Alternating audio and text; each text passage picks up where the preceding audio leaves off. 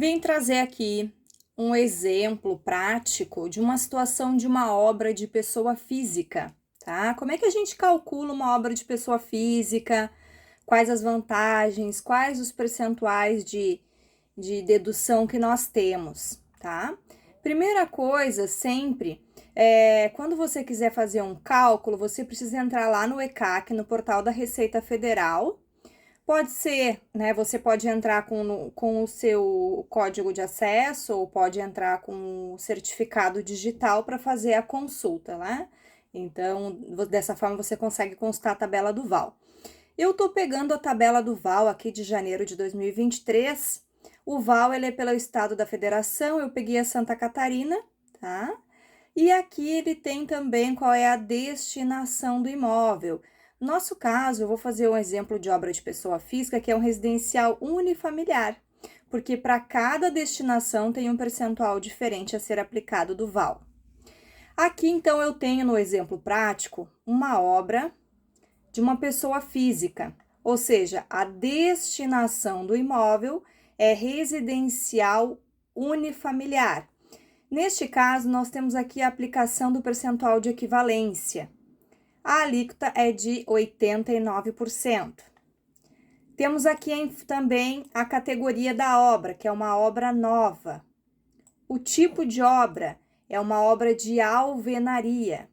Obra de alvenaria, ela vai ter uma redução em 20%, tá? Então, o tipo, ela pode ter redução em alguns percentuais, né? Vamos pegar o exemplo alvenaria, 20%, madeira mista, 15%. E depois tem outros também ali para outro tipo de imóvel, tá?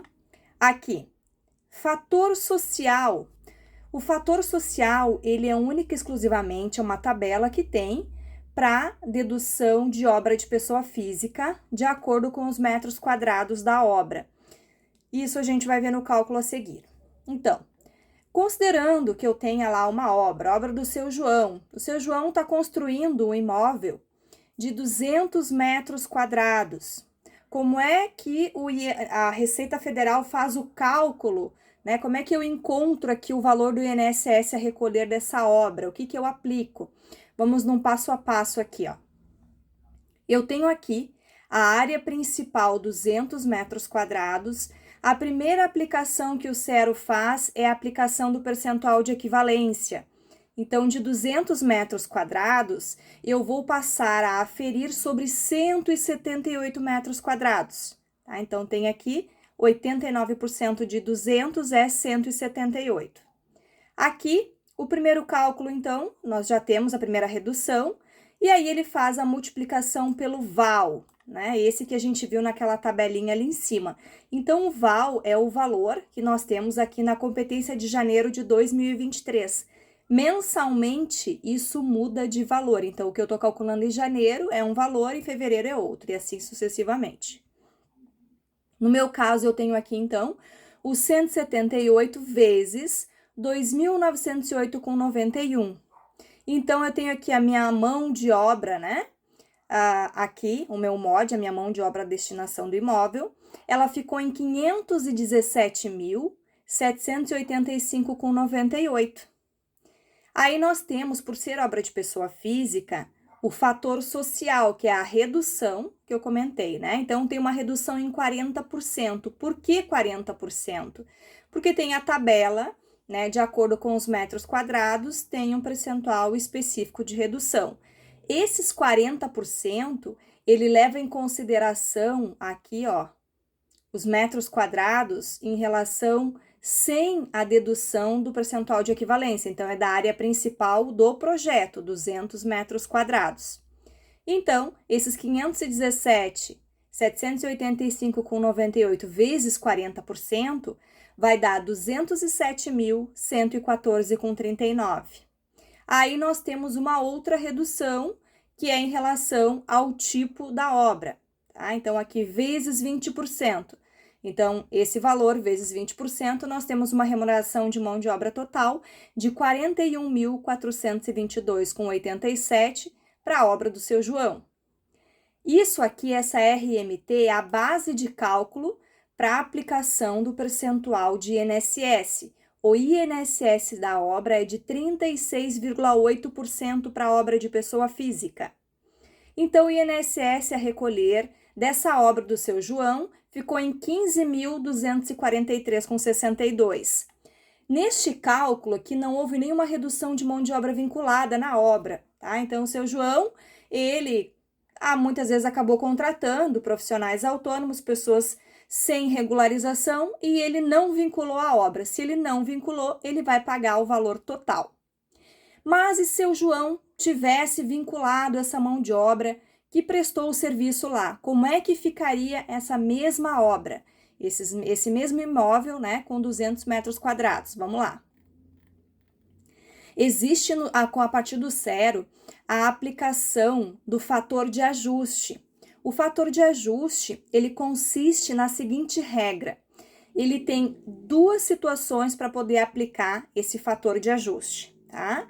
Primeiro, a entrega ininterrupta da DCTF no período da aferição. Então, desde o momento que ele iniciou lá o cadastro do CNO até a aferição, ele tem que ter DCTF web ininterrupta. Significa que, nos meses em que ele não tiver folha vinculada àquela obra, precisa ir lá no cadastro do CNO e fazer a paralisação dessa obra, tá? Para poder aplicar aqui o fator de ajuste. Qual é a outra situação? Nós temos reduções de acordo com a remuneração da mão de obra vinculada nessa obra. Então, se eu tenho uma obra, no caso aqui, que é até dos 350 metros quadrados, eu tenho uma redução de 50%. O que isso quer dizer? Significa o seguinte, 50% de redução. Então, se eu tenho lá, tá, a minha RMT, neste caso, se a pessoa de física tiver declarado no mínimo 50%, que é a metade de 41.422,87 de mão de obra, o que vai acontecer? Significa que a Receita Federal, ela vai zerar. Então, tem que ter no mínimo 50%. Menos de 50% ela não zera. Então, se você tiver entrega ininterrupta da DCTF Web e comprovar 50% de mão de obra vinculada a essa obra através do e-social, situações anteriores ao e-social, informações declaradas em GFIP, né? E aí você vai fazer a declaração manual, né? Então, aí a empresa, a pessoa física, como é que ela vai aplicar isso? Como é que ela vai saber? É no momento, né, em que ela vai no escritório de engenharia, em que ela vai falar com o engenheiro, em que ela vai falar com o contador, com alguém que vai abrir o Cadastro Nacional de Obras e vai esclarecer isso para ela, tá? E aí, o que você achou? Se o cliente, por exemplo, ele vem procurar somente depois que a obra já está concluída, você não tem como dar essas orientações e ele ter esse benefício. Então, por isso que hoje o profissional, né, que vem a prestar esse serviço é tão importante. Imagina, é melhor você pagar um profissional para cuidar da tua obra e te orientar, né, um valor X, que não é um valor que não chega nem perto, né, do valor do INSS que ele vai ter a recolher. Então, vale muito mais a pena contratar um profissional antes do início da obra, né? Porque a gente viu ali o INSS dessa obra ficou em R$15.000. É um profissional, né? Geralmente fica em torno, no máximo, de R$1.000, R$1.500 para cuidar de toda a obra, tá? Então, fica a dica aí. E diga o que vocês acharam e se vocês têm alguma dúvida quanto a isso.